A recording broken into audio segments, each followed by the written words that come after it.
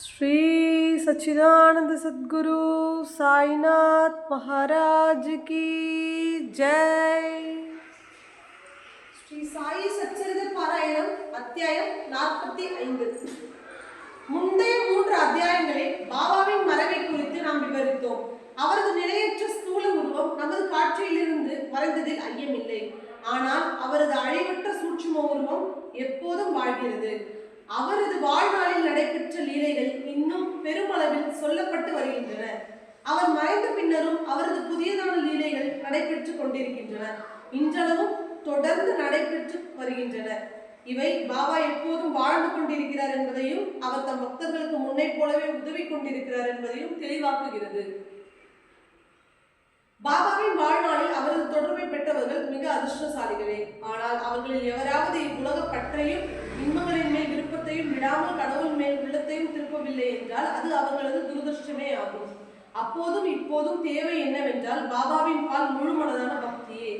நமது புலன்கள், உறுப்புகள், மனம் யாவும் பாபாவை வழிபடுவதில் ஒருங்கிணைந்து அவருக்கு சேவை புரிய வேண்டும். வழிபாட்டில் சிறு உறுப்புகளை மட்டும் ஈடுபடுத்தி மற்றவற்றை வேறு பக்கம் செலுத்துவது பயனற்றது. வழிபாடு, தியானம் போன்றவை மனப்பூர்வமாகவும் ஆத்மார்த்தமாகவும் செய்யப்பட வேண்டும். கற்பூர் மாதர் தம் கணவரிடம் கொண்டிருக்கும் அன்பு சீடன் குருவிடம் கொண்டிருக்கும் அன்புடன் சில சமயம் ஒப்பிடப்படுகிறது. எனினும் முன்னது குரு பக்தியை விட மிக தாழ்வானபடியால் இரண்டையும் ஒப்பிட இயலாது. தந்தையோ தாயோ சகோதரனோ அல்லது வேறு எந்த உறவினரோ நம் வாழ்க்கையின் லட்சியத்தை அடைய உதவிக்கு வரமாட்டார்கள். நாமே திட்டமிட்டு கொண்டு ஆன்ம உணர்வு பெறும் பாதையில் வழிநடத்த வேண்டும். உண்மைக்கும் மாயைக்கும் இடையில் பேதம் கண்டு இகவர இன்பங்களை, பொருட்களையும் துறந்து புலன்களையும் மனதையும் அடக்கி முக்தியை அடைவதில் மட்டுமே விருப்பமுள்ளவர்களாக இருக்க வேண்டும். மற்றவர்களை சார்ந்திருப்பதற்கு பதிலாக நம்மிடமே நமக்கு பூர்ண நம்பிக்கை வேண்டும். பேதங்கள் உணர பயிற்சி செய்ய தொடங்கும் போது உலகம் ஒரு மாயை என்றும் நிலையற்றது என்றும் அறிந்து கொள்வதால் உலக ஆசைகள் மீதான பற்று குறைந்து முடிவில் பற்றற்ற நிலையை பெறுகிறோம். பிரம்மம் என்பது நமது குருவை தவிர வேறல்ல என்றும் அவரே முழு நிச்சய நிலையில் நாம் காணும் அண்ட சராசரங்களிலும் வியாபித்து ஆட்கொண்டிருப்பதையும் உணர்ந்து அவரை எல்லா உயிர்களிடத்தும் கண்டு வணங்க தொடங்குகிறோம். இதுவே கூட்டு பிரார்த்தனை அல்லது வழிபாடாகும். இவ்விதம் குருவாகிய பிரம்மத்தை மனமுருகி வழிபடும் போது நாம் அவர்களுடன் ஒன்றி ஆன்ம உணர்வை பெறுகிறோம்.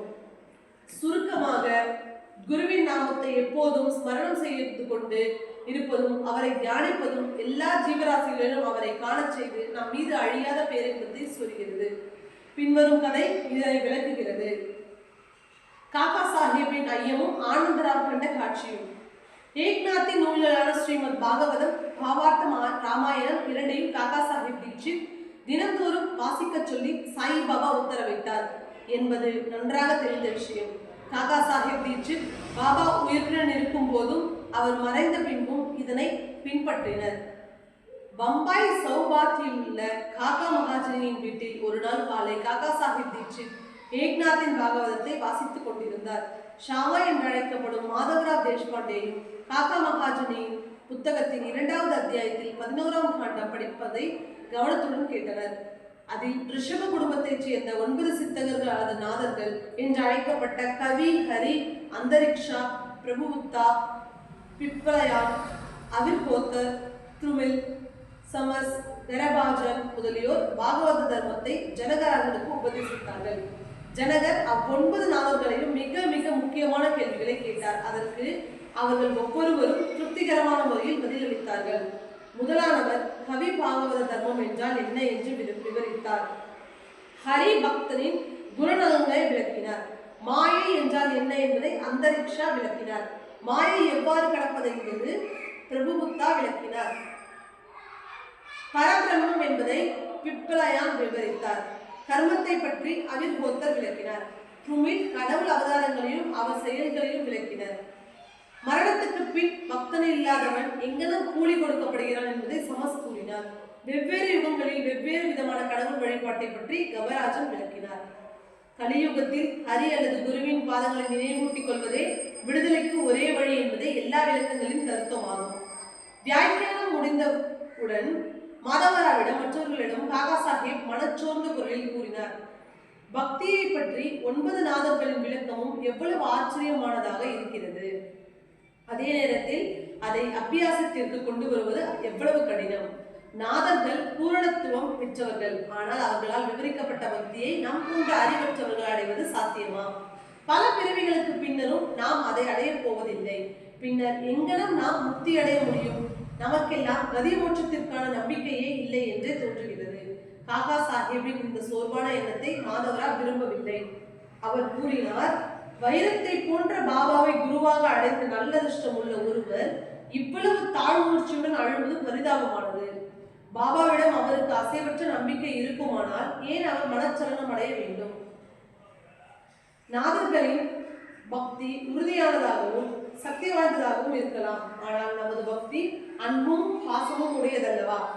ஹரியினுடைய அல்லது குருவினுடைய பெயரை ஸ்மரணம் செய்து கொண்டிருப்பதே நமக்கு முக்தியை அளிக்கும் என்று பாபா நமக்கு ஆணித்தரமாக கூறவில்லையா? பின் பயத்துக்கும் கவலைக்கும் எது காரணம்? மாதவராவின் விளக்கத்தால் காகா சாஹிப் தீட்சித் திருப்தி அடையவில்லை. அன்று முழுவதும் அவர் நாதர்களின் சிறந்த பக்தி உணர்வை போல் தாமும் எவ்விதம் பெறுவது என்ற சிந்தனையிலும் எண்ணத்திலும் கவலையாகவும் மன அமைதியுற்றும் இருந்தார். அடுத்த நாள் காலை பின்வரும் அற்புதம் நிகழ்ந்தது. ஆனந்தராவ் பாகாடே என்ற ஒரு பெருந்தகை மாதவராவை தேடி அங்கு வந்தார். பாகவத பாராயணம் அப்போது நடந்து கொண்டிருந்தது.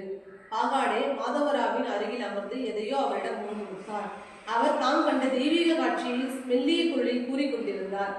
பாராயணத்திற்கு அவரது முணுமுணுப்பு சிறிது இடையூறாக இருந்ததால் காகா சாஹிப் படிப்பதை நிறுத்திவிட்டு மாதவராவின் விஷயம் என்னவென்று கேட்டார். மாதவராவ், நேற்று உங்கள் சந்தேகத்தை எழுப்பினீர்கள், இப்போது அதற்கு விளக்கம் கிடைத்திருக்கிறது.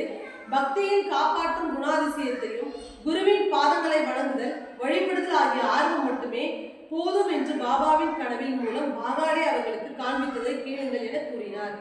எல்லோரும், குறிப்பாக தீக்ஷித், அக்கனவு காட்சியை கேட்க ஆர்வம் கொண்டவராக இருந்தார். அவர்களது யோசனையின் பேரில் பாகாடே தமது காட்சியை பின்வருமாறு வர்ணிக்க தொடங்கினார். ஆழமான கடலில் இடுப்பளவு நீரில் நான் நின்று கொண்டிருந்தேன். திடீரென்று அங்கு சாயிபாபாவை கண்டேன். அவர் தம் பாதங்கள் நீரில் பட வைரங்கள் பதிக்கப்பட்ட அழகிய சிம்மாசனத்தில் அமர்ந்து கொண்டிருந்தார். பாபாவின் ரூபத்தால் நான் மிக மிக மகிழ்வுண்டு திருப்தி அடைந்தேன். கனவு என்று நினைக்க முடியாத அளவுக்கு தத்ரூபமாக அக்காட்சி இருந்தது. மிகுதியான ஆர்வத்துடன் மாதவராவும் அங்கு நின்று கொண்டிருந்தார். அவர் உணர்ச்சி வசப்பட்டு, ஆனந்தராவ், பாபாவின் பாதத்தில் விழு என்றார். நானும் அங்கனமே செய்ய விரும்பினேன். ஆனால் அவரது பாதங்கள் தண்ணீரில் இருக்கின்றன. எங்கனம் என்ற சிரசை அவற்றின் மேல் வைக்க முடியும்? நான் இயலாதவனாக இருக்கிறேன் என்று நான் கூறினேன். நீரில் இருக்கும் தங்கள் பாதங்களை வெளியே எடுத்துக் கொள்ளுங்கள். உடனே பாபா தமது பாதங்களை எடுத்துக்கொண்டார். தாமதமின்றி நான் அவைகளை பற்றி கொண்டு வணங்கினேன். இதை கண்டு பாபா என்னை ஆசீர்வதித்து, இப்போது போ, உனது நன்மையை நீ பெறுவாய், பயத்துக்கோ கவலைக்கோ காரணமில்லை. எனது ஷாமாவுக்கு பட்டுக்கரை வெற்றி ஒன்றை கொடு, நீ நன்மை அடைவாய் என்றார். பாபா கனவில் விட்ட ஆணைக்கேற்ப பாகியடை ஒரு வேஷ்டி கொண்டு அதை மாதவராவிடம் கொடுக்கும்படி காகா சாஹிப் தீட்சித்தை வேண்டிக் கொண்டார். ஆனால் பாபா அதனை ஏற்றுக்கொள்வதற்கேற்ற ஏதாவது ஒரு குறிப்பு அல்லது யோசனை கூறினாலின்றி தாம் அதை ஏற்றுக்கொள்ளப் போவதில்லை என்று மாதவராவ் கூறிவிட்டார். சிறிது விவாதத்திற்கு பின் காகா சாஹிப் திருவுளச்சீட்டு போட தீர்மானித்தார். ஐயப்பாடுள்ள எல்லா விஷயங்களிலும் திருவுளச்சீட்டு போட்டு பொறுக்கி எடுக்கப்பட்ட சீட்டு கண்டுள்ளபடி நடப்பது காகா சாஹிப்பின் நிரந்தரமான வழக்கமாகும். இந்த குறிப்பிட்ட விஷயத்தில் ஏற்றுக்கொள்ள தள்ளிவிட என்ற இரு சீட்டுகளில் எழுதப்பட்ட பாபாவின் படத்தின் அடியில் வைக்கப்பட்டு ஒரு குழந்தையால் ஒரு சீட்டு எடுக்கும்படி கேட்கப்பட்டது. ஏற்றுக்கொள்ள என்றே சீட்டை குழந்தை எடுக்கப்பட்டு வேஷ்டியும் மாதவராவிடம் கொடுக்கப்பட்டு அவரால் ஏற்றுக்கொள்ளப்பட்டது. இவ்விஷயமாக ஆனந்தராவ், மாதவராவ் இருவருமே திருப்தி அடைந்தனர். காகா சாஹிப்பின் பிரச்சனை தீர்ந்தது. மற்ற ஞானிகளின் மொழிகளுக்கு மரியாதை கொடுக்க இக்கதை நம்மை ஊக்குவிக்கிறது. அதே சமயம் நமது அன்னையிடம் முழு நம்பிக்கை கொண்டு அவரது அறிவுரைகளின்படி நடக்கவும் கூறுகிறது. ஏனெனில் அவர் வேறு எவரையும் விட சிறப்பாக நமது நலத்தை அறிகிறார். பின்வரும் பாபாவின் மொழிகளை உங்கள் உள்ளத்தில் அழிப்பித்து கொள்ளுங்கள். இவ்வுலகில் எண்ணற்ற ஞானிகள் இருக்கிறார்கள். ஆனால் நமது தந்தையே உண்மையான தந்தை, நிஜமான குரு ஆவார். மற்றவர்கள் பல நல்ல விஷயங்களை கூறலாம், ஆனால் நமது குருவின் மொழியை மறக்கவே கூடாது.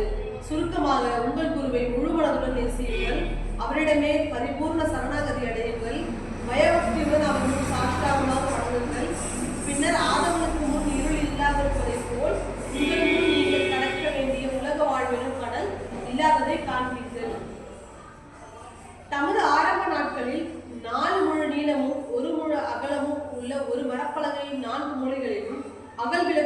உடைந்து கொண்டிருக்க பாபா உறங்கினார்.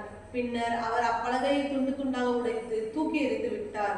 ஒருமுறை இப்பலகையின் பெருமையையும் முக்கியத்துவத்தையும் காக்கா சாஹிப் தீட்சித்திடம் அவர் விவரித்தார். இதை கேட்டுக்கொண்டிருந்த அவர் பாபாவிடம், நீங்கள் இன்னும் மரப்பலகையை விரும்பினால் சௌகரியமாக தூங்குவதற்காக மசூதியில் மீண்டும் ஒன்றை தொங்கவிடுகிறேன் என்றார். பாபா அதற்கு, மகள் சாவதியை கீழே விட்டுவிட்டு நான் மேலே துயில விரும்பவில்லை. காகா கூறினால், மகள் சாவதிக்காக நான் மற்றொரு பலகையையும் ஏற்பாடு செய்கிறேன். பாபா அதற்கு பதில் கூறினார், அவன் எங்கனம் பலகையில் தூங்க முடியும்? பலகையின் மீது தூங்குவது எளிதல்ல. தன்னிடத்து பல நல்ல குணங்கள் பண்புகள் உள்ள ஒருபடி அங்கனம் செய்ய இயலும். தனது கண்கள் அகல விழித்திருக்கும் நிலையில் தாங்கள் தூங்கக்கூடியவனே அதில் தூங்க முடியும். நான் தூங்க போகும் முன் மகள் சாவதியை என் அருகில் அமரச் சொல்லி எனது நெஞ்சின் மீது கை வைத்து நாமஸ்மரணம் கேட்கிறதா என கவனிக்கும்படியும் தூங்கிவிட்டால் எழுப்பும்படியும் அவனை கேட்கிறேன். இதை கூட அவனால் செய்ய இயலவில்லை. தூக்க மயக்கத்தில் தலையை ஆட்ட ஆரம்பிக்கிறான். எனது நெஞ்சில் அவனது ஒரு கை கல்லை போல் கிடப்பதை உணர்ந்து ஓ பகத் என்று கூறும்போது அவன் அசைந்து கண்விழிக்கிறான். தரையின் மீதே சரியாக அமர முடியாமலும் தூங்க முடியாமலும் தருமாறுபவன், தனது ஆசனம் நிலையுறுதியாக இல்லாதவனும் தூக்கத்திற்கு அடிமையானவனுமான அவன் உயரத்தில் உள்ள பலகையில் எவ்விதம் தூங்க முடியும்? மற்ற அநேக முறைகளில் அடியார்கள் மேற்கொண்ட அன்பினால் எது நம்முடையதோ அது நம்மிடம் இருக்கிறது, எது மற்றவனுடையதோ அது அவனிடம் இருக்கிறது என்று பாபா கூறுகிறார். ஸ்ரீ சாயி படிகள் அனைவருக்கும் சாந்தி நிலவட்டும். அத்தியாயம் 45 இங்கு முடிவடைகிறது. ஸ்ரீ சச்சிதானந்த பிரபுவாகிய ஸ்ரீ சாய்நாத் மகாராஜுக்கு ஜெய்.